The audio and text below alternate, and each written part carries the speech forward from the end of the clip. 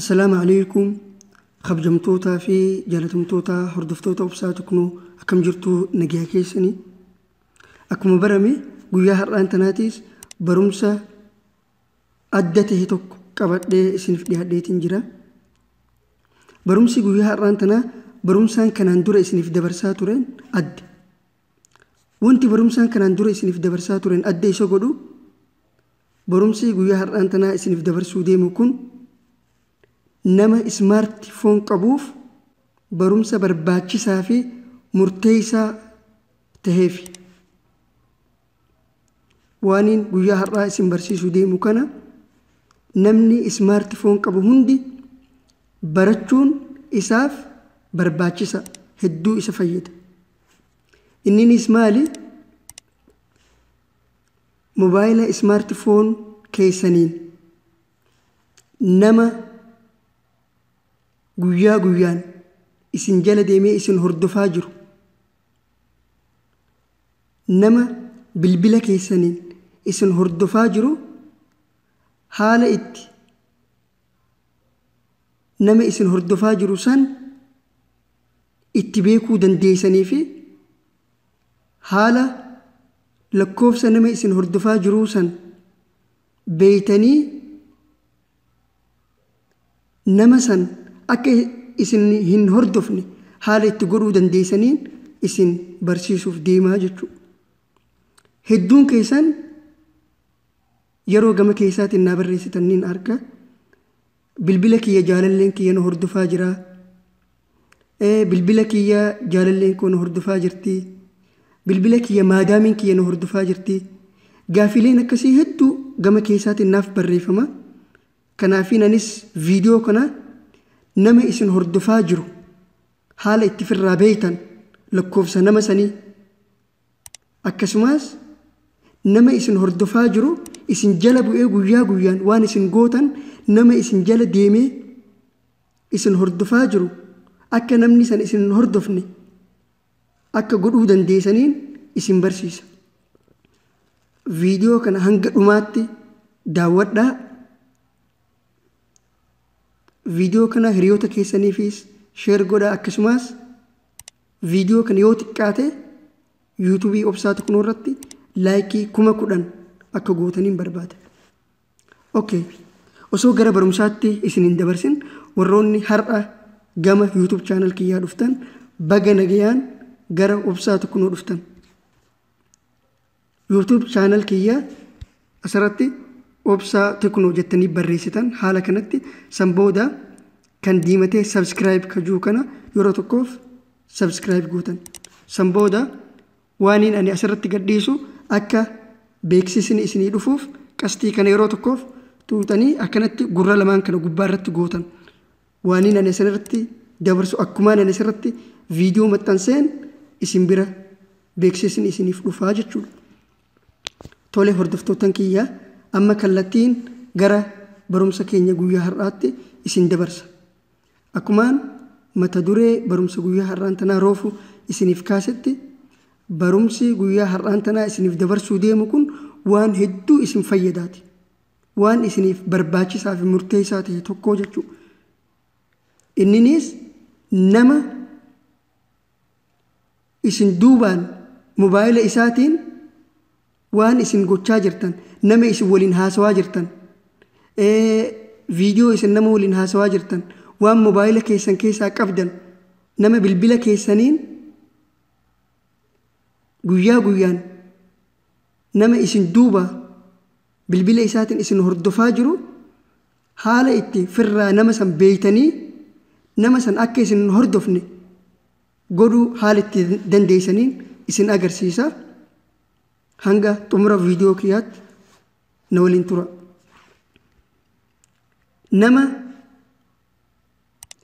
Namni akka si hordofaa jiru beekuuf jalqaba wanni godhuu qabdu foon kajuu kanarratti tuuta. Haala kanatti erga irra dhufteen booda namni akka si hordofaa jiru beekuuf wanti godhuu qabdu star achi booda hash Sambooda lama tokko. Sambooda dhumarratti haash barreessitee maal goota? Kan bilbilu kanarratti akka nama bilbiluutti yeroo tokkoof irratti tuuta. Namni akka si hordofaa jiru haala kanatti sii fidaa jechuudha. Amma tokkoffaa irratti maal isin hin jaa? Call forwarding unconditionally. Voice sagaleedhaan isin hordofaa jiranii not forwarded. Data not forwarded. Fax not forwarded. SMS not forwarded. Signing not forwarded. Assigning not forwarded. Packet not forwarded. Pad not forwarded. Haala kanaan yoo kan isiniif baasu tahe namni isin hordofaa hin jiru jechuudha.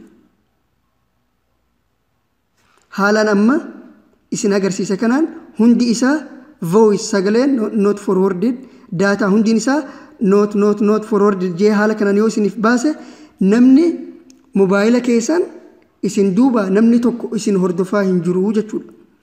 Okay, amma mobaayila lamaan qabaanii mobaayila kiyya isa kaaniiniin moobaayilaan amma viidiyoo irratti isiniif waraabaa jiru kana hordofa jechuudha. Hordofee akka moobaayilaan ani hordofaa jiru kun bilbila isaa akka naa baasu haala ani hordofaa jiru isinitti agarsiisaa jechuudha. Amma gara mobaayila kiyya kaanitti dabarra. Hordoftootan kiyya kunoo amma mobaayila kiyya isa kaan irra dhufee fakkeenyaaf amma mobaayila lamaanuu argaa jirtanii. Mobaayilli iPhone kun mobaayila kiyya haa jennu fakkeenyaaf. Mobaayilli inni harka mirgaa kun mobaayila jaalallee tiyyaati. Mobaayila jaalallee tiyyaa kanaan hordofee achi booda mobaayila kiyya san irratti deebi'ee haala itti mobaayilli san hordofamaa jiru isinitti agarsiisaa jechuudha. Kaniin har'a isin barsiisaa jiru kun haala nama isin hordofaa jiru ofirraa itti beeytanii ofirraa akka isin hin hordofne gochuu dandeessan. Viidiyoo itti aanu irratti haala itti nama hordofuu dandeessan abbaa barbaadan jala buutanii viidiyoo namni san godhu kaameeraa akkasumas bilbilaan waan namni guyyaa guyyaan namni san godhaa jiru haala itti hordofuu dandeessan viidiyoo itti aanu irratti yoo isin viidiyoo kana laayikii 10,000 yoo kan gootan taate akkasumas yoo haala itti nama hordofuu dandeessan yoo barbaadan taate viidiyoo kana jalatti naa barreessaa. Akkasumas viidiyoon kun laayikii 10,000 argatee jennaan haala itti nama hordofuu dandeessan illee kutaa itti aanutti isiniin barsiisa. Tole amma fakkeenyaaf bilbilli kuni bilbila kiyya, bilbilli harka mirgaa kuni bilbila jaalallee kootiiti. Bilbila jaalallee tiyyaa tanaan hordofee isin agarsiisa. Garuu haala itti hordoftan isinitti mul'isu kutaa itti aanu irratti isin agarsiisa. Ammaaf niin dhoowsa. Tole bilbila jaalallee kiyyaatiin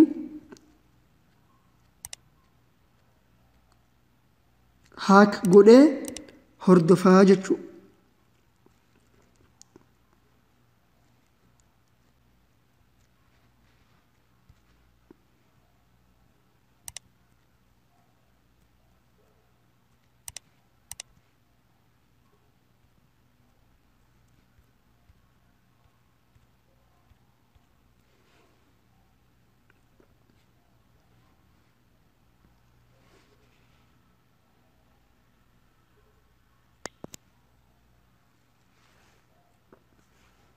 Amma bilbila jaalallee tiyyaa kana kan harka mirgaatti argaa jirtan kana fakkeenyaan isin jechaa jira.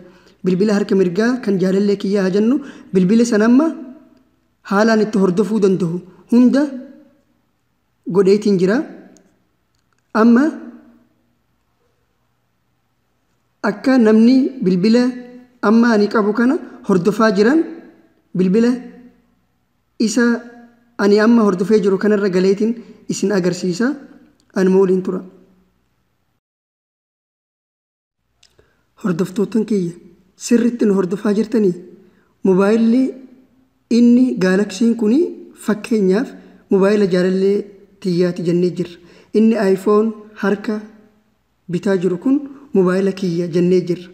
Mobaayila kiyya iPhone saniin mobaayila gaalaksii kana hordofeetiin ture roofu akka viidiyoon sagaleen isiin namoota garagaraa waliin haasawtu, viidiyoon namaaf isiin dawwaltu, viidiyoo namni erguuf hundi akka na bira dhufu mobaayila isa iPhone sanitti akka naaf dhufu godheetiin jira.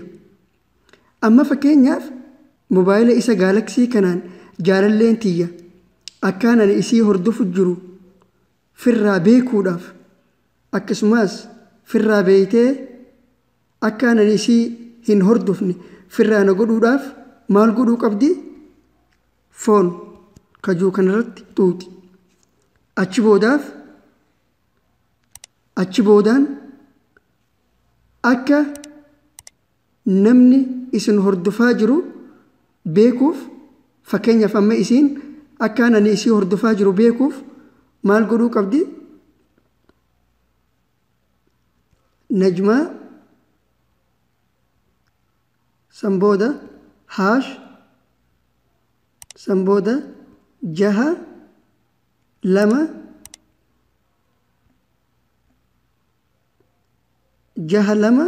haash. Erga haala kana gooten booda isa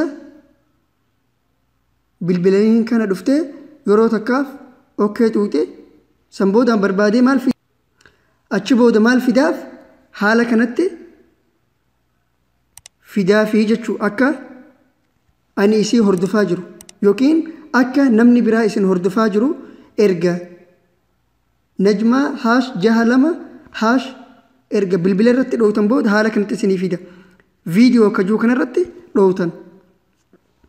Haala kanatti lakkoofsa nama isin hordofaa jiruu fi viidiyoo fi sagaleen illee akka isin hordofaa jiru isinii barbaadee haala kanatti fidaa jechuudha. Kunoo achi booda kunoo asirratti forwarded video calls lakkoofsa kanaa jechuudha. Lakkoofsi kun lakkoofsa kiyya kaniin ani roofu hordofaa jiruunii jechuudha. Maaliin hordofu jira? Kunoo viidiyoo fi kooliin hordofaa jira jechuudha. Kun akkuma argaa jirtan voice call, video call.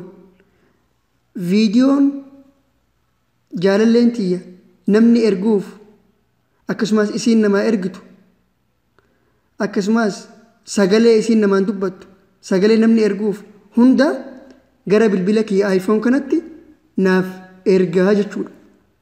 Tole haala namni akka nu hordofaa jiru itti firraa laallu waliin laallee jirra. Akkasumas haala namni nu hordofaa jiru lakkoofsa isaatii fi maal faadhan akka nu hordofaa jiru laallee jira waliin. Kunoo kun voice call fi viidiyoon nu hordofaa jira jechuudha.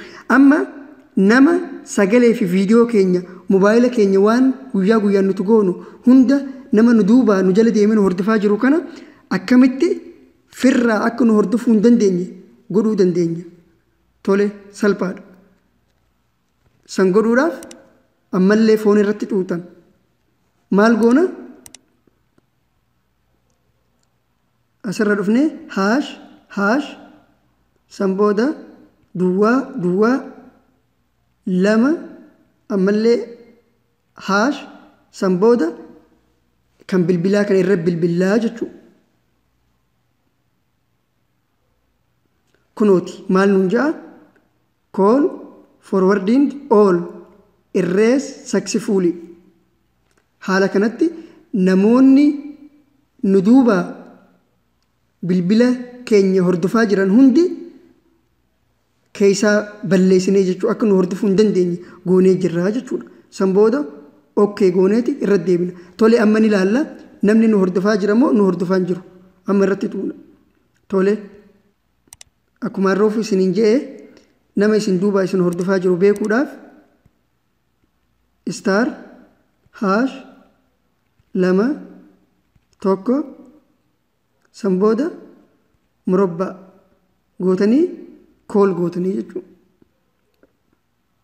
Amma kunoo namni tokko nama na hordofaa jiru keessaa baaseetiin jiraa jechuudha. Akka na hordofuu hin dandeenye godheetiin jiraan jechuudha. Voice not forwarded, data not forwarded. Tole isa kaan laalla.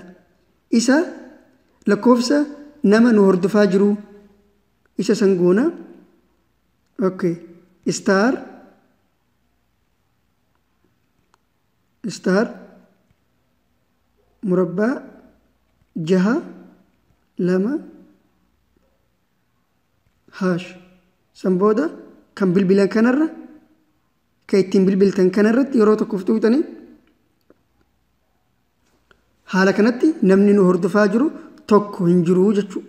Kunoo akkuma argitan namni nu hordofaa jiru hundi hin jiru jechuudha. Keessaa baaseetiin jira. When not reachable, voice not forwarded, data not forwarded, data not forwarded. Hundee isaa hin jiru jechuudha. Pad not forwarded, pocket not forwarded. Namoota na duubaan hordofaa jiran hunda isaanii ofirraa balleesseetiin jiraa jechuudha. Hordoftootan kiyya haala namoota isin duubaa isin hordofaa jiran akkasumas namoota isin hordofaa jiran san lakkoofsa isaaniitii fi maaliin akka isin hordofaa jiran haala itti firraa beeytanii namni san akka isin hin hordofne ofirraa godhuu dandeessan viidiyoo har'aa keessatti isin barsiiseetiin jira. Viidiyoo itti aanu immoo yoo isin kan barbaaddan ta'e viidiyoo itti aanu irratti haala itti nama barbaaddan hordofuu dandeessaniin isin barsiisa. Fakkeenyaaf waan namni tokko bilbila isaatiin nama kaaniin haasa'u barreeffamaan, sagaleen, bilbilaan, viidiyoon waan namni san namaan haasa'u guutumaan guututti haala itti beekuu dandeessanii jechuudha. Ni barbaaddanii? Tole yoo kan barbaaddan ta'e warroonni viidiyoo tana feesbuukaa fi yuutuub chaanal kiyyoobsaa tiknoo irratti daawwachaa jirtan viidiyoo tana yoo xiqqaate gara laayikii 10,000 ol yuutuub irra dhuftanii akka gootaniin barbaada. Akkasumas bakka sabskiraayib jettee diimattee jirtu kana akka dhuftanii xuuxanii sabskiraayib gootan. Yoo viidiyoo kana namni hedduun kan laayikii godhu ta'e ni barbaaddanii jechuu isiniin barsiisa. Garuu viidiyoo isa wanniin isin barsiisuuf akka nama hunda itti hordoftaniif miti. Ijoollee teessanii fi akkasumas maatii keessan ittiin to'achuuf akka ittiin hordoftaniif isin barsiisa. Yoo nama hunda kan itti hordoftan taate ani itti gaafatamaa miti. Ani yeroo hedduu wanniin irratti xiyyeeffadhu haala itti waa tolchitan isin barsiisa. Yeroo hedduu haala itti waa tolchuu dandeessan isin barsiisuu irratti xiyyeeffadha. Maaliif namni tokko waan tokko haala itti tolchu yoo beeke haalli itti balleessu isan dhibuu jechuudha. Waan tokko ati waan san tolchuu beeynaan balleessuun siif salphaadhaa jechuudha. Kanaaf viidiyoo yuutuub irratti laayikii godhuu hin dagatinaa. Barumsi guyyaa har'aan tanaa kana fakkaata. Barumsa biroo waliin hanga walitti deebinu nagayannaaf tura. Assalaamu alaykum wa rahmatullaahi wa barakaatuh.